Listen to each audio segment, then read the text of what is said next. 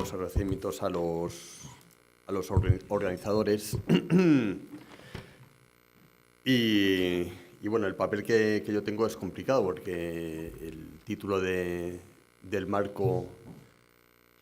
de mi ponencia es Luces y sombras del sector empresarial español. Y bueno, yo tiendo a oír de generalidades o tiendo a no generalizar más en un tema tan complejo como es la cuestión de empresas y derechos humanos, que aunque nos parezca muy reciente, y lo comentaba Juan, pues en ciertos ámbitos internacionales se lleva discutiendo desde los años 70, cómo poner remedio a una cuestión que está demostrado que se produce de forma sistemática o de forma recurrente, que es la implicación de la actividad económica y concretamente de los actores, de ciertos actores económicos en esa vulneración de los derechos humanos, cuando hasta hace relativamente poco se consideraba que el deber de cumplimiento o de la vigilancia de la no vulneración de los derechos humanos estaba en manos de los Estados y no era una competencia de las empresas. En esos intentos es cierto que ha habido muchas presiones para que los avances sean pues muy matizados, ¿no? Hay un amplio debate, ya desde los años 70 hay un proyecto de código de conducta en las Naciones Unidas, luego hay un conato de unas normas y ahora se llega a los principios rectores y al estudio de un tratado internacional. Y en ese tránsito el escenario es diferente y si miramos algunos indicadores, bueno, pues en muchos casos las cosas no han mejorado, sino han empeorado, con lo cual ese es el primer diagnóstico, es un diagnóstico muy simple, muy simplista, pero que nos da pues unas señales de hacia dónde tendríamos que ir, ¿no? Y luego también ha cambiado el escenario económico y comercial, ha cambiado en estos años, a nivel de crecimiento de la producción, a nivel de internacionalización de los mercados, tanto de capitales como del trabajo. Bueno, es un escenario muy diferente, hasta el punto que en la última conferencia de la Organización Internacional del Trabajo se aprobó el estudio de un nuevo convenio para la gestión de las cadenas de suministro. Y pongo un pequeño ejemplo para visualizar el que no solamente se ha producido una internacionalización o un aterrizaje con una mayor expresión de la que se producía hace tan solamente unas décadas, de empresas de países europeos o occidentales o con economías industrializadas sobre terceros países, sino que también se ha producido esa fuerte externalización al mismo tiempo que se ha producido una concentración de muy pocos jugadores, muy pocas empresas en sectores clave, ¿no? Y el tema de la internacionalización del mercado de trabajo es uno de los factores fundamentales para bueno, pues, tener las claves en cuanto a la solución de los problemas en cuanto a la vulneración de los derechos humanos. Inditex, por ejemplo, tiene 229.000 trabajadores que dependen de esta empresa, indirectamente en Bangladesh, y solamente tiene 37 personas en plantilla, en contraste con 770 personas que tiene en Suiza, donde no tiene producción, tiene nada más que una actividad de ámbito comercial. Ante esta situación, el tema, y bueno, a lo mejor me desvío un poco, daré unos datos sobre un estudio que nosotros hacemos en el observatorio de las empresas del selectivo español del IBEX 35, pero más allá de la presentación del estudio, creo que este tipo de actos o de conversatorios lo que sirven es para intentar buscar soluciones ante problemas que tenemos que enfrentarnos o ante retos que tenemos por delante. Y en este sentido, pues lo primero, bajo mi punto de vista, es huir de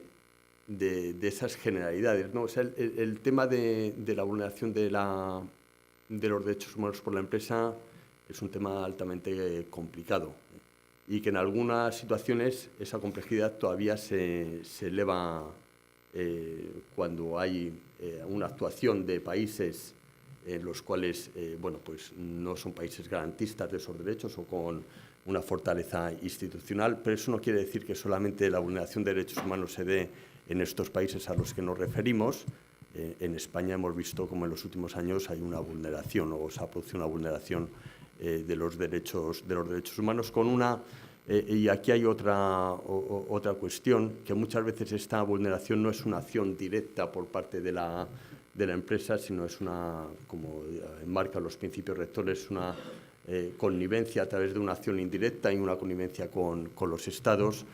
o a través de una relación comercial, como puede ser el tema o la problemática de las cadenas de suministro. Luego hay otra cuestión, otro axioma que se suele trabajar en estos temas de empresas de derechos humanos, es la empresa capital privado. Hay empresas con capital público que transgreden o vulneran los derechos humanos.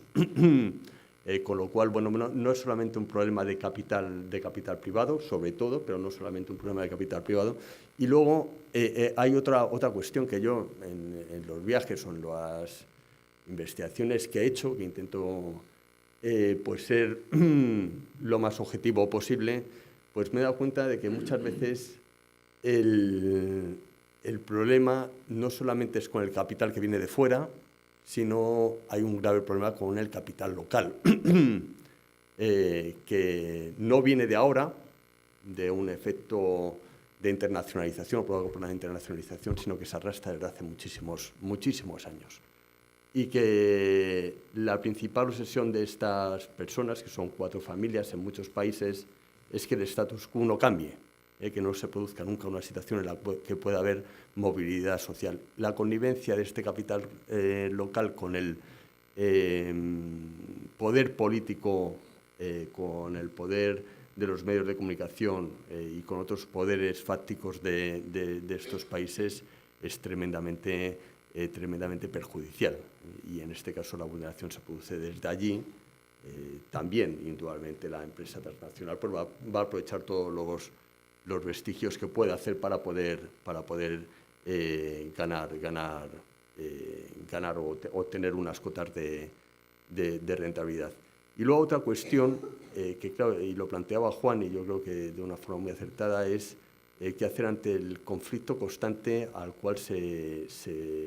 ve sometida la empresa conforme el sistema económico tal y como lo tenemos planteado, que también tiene que ver con el sistema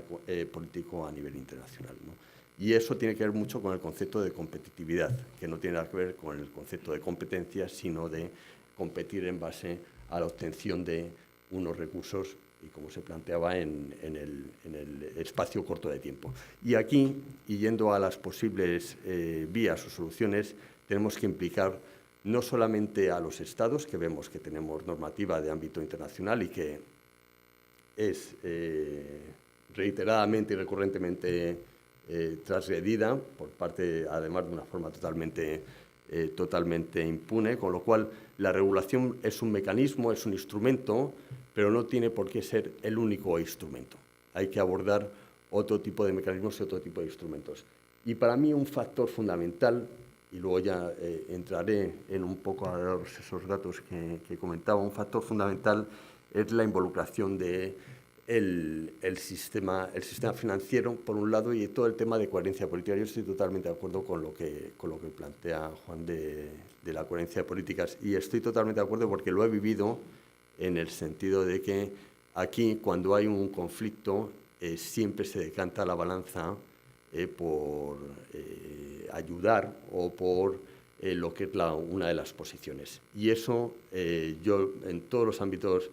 o sea, no es algo que me cuenten o que yo haya leído, sino que lo he vivido en primera persona, y sobre todo en España, en Europa también, pero sobre todo en España. Y esa es la realidad, y la realidad de la capacidad de paralizar procesos, de inclinar, de paralizar, bueno, pues eso. Y no quiere decir que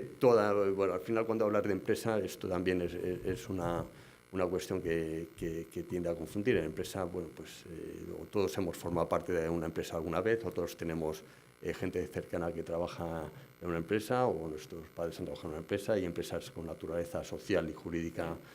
que ya pues, abordan los temas de diferentes formas. La empresa es un actor fundamental y necesario en nuestras vidas, ¿no? El tema es cómo se comporta esa empresa. Y eso hay que romperlo, y estoy totalmente de acuerdo con lo de la diplomacia económica, todas estas cuestiones que se han planteado, abordar los temas desde una óptica que creo que además puede ser positiva también desde una perspectiva de desarrollo económico y de desarrollo social. Pero normalmente hay como ciertos tabús o cierta inclinación a pensar que si haces esto vas a perjudicar otros aspectos y tal, y hay que romper con esas estructuras de lobby que son tremendamente fuertes y que en muchos casos pues, han llevado a desastres, pues en el caso de España, pues al desastre económico, que ha tenido un impacto no solamente en el ámbito económico, sino un impacto tremendo en el ámbito social y en el ámbito medioambiental. Y luego, por otro lado, está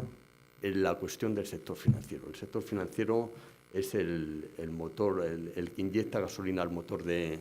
la economía. Si no conseguimos condicionar a que ese sector financiero siga comportándose de la manera que se ha comportado hasta el día de hoy, pues tampoco conseguiremos el romper esa fractura que se produce entre lo que es la actividad económica y el respeto a los derechos fundamentales. Y luego, por último, está el tema de las políticas. Muchas veces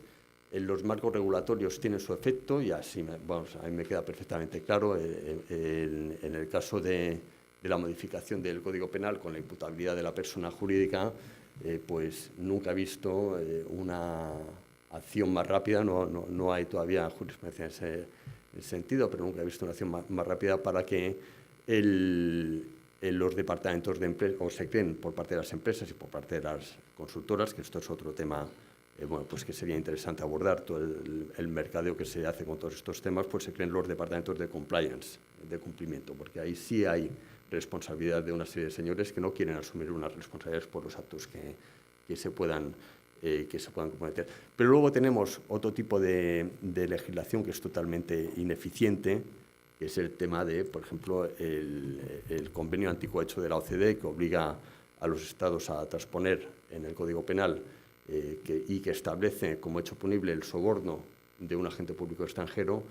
Pues la OCDE nos pone verde cada vez que va a hacer las revisiones, porque bueno, ni el sistema fiscal, ni el Instituto Fiscal está preparado, ni el sistema judicial está preparado, con lo cual, ¿en qué se traduce eso? En que no tenemos casos de imputabilidad por parte de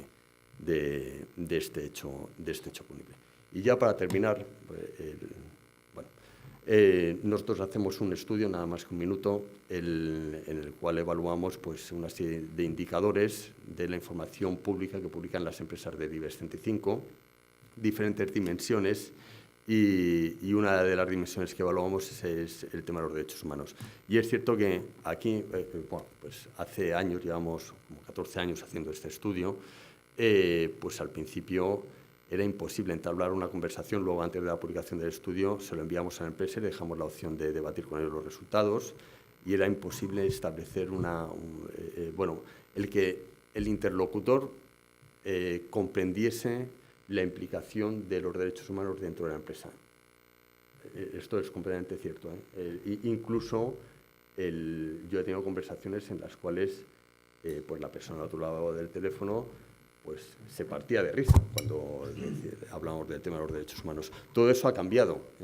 porque bueno, pues hay una activación de un plan nacional, está todo el tema del principio, y ya se ha puesto en cierta manera pues en la agenda, ¿no? Y ya pues las empresas empiezan a asumir compromisos en este sentido y a aprobar políticas. Pero, sin embargo, cuando nos vamos, o sea, ya se acabó o hemos pasado la etapa de la discusión sobre la implicación de la empresa sobre los derechos humanos, y ahora estamos en la etapa de cómo interiorizar eso, cómo trasladar eso a la gestión, a los procedimientos y a la estrategia y a las políticas dentro de la empresa. Y yo creo que eso todavía no lo hemos alcanzado. O sea que sí hay documentos bonitos, hay cada vez más mención sobre estos temas, pero a la hora de ver cómo la empresa se implica, cómo te enseña que ha hecho una identificación de riesgos, una evaluación de esos riesgos, cómo ha establecido los mecanismos necesarios para que ese riesgo no sea efectivo, qué mecanismos de acceso al remedio ha llevado a cabo, pues nos damos cuenta de que bueno, pues hay todavía pues muchísimo camino que recorrer en este sentido. Y ahí bueno, pues son un poco la estrategia de la responsabilidad social que comentaba Juan y los informes estos de sostenibilidad. Eso no es suficiente, o los códigos de conducta se han mostrado totalmente insuficientes en el avance efectivo en esta materia. Y bueno, yo lo voy a dejar aquí, luego ya como vamos a tener tiempo para el debate, ya profundizaremos en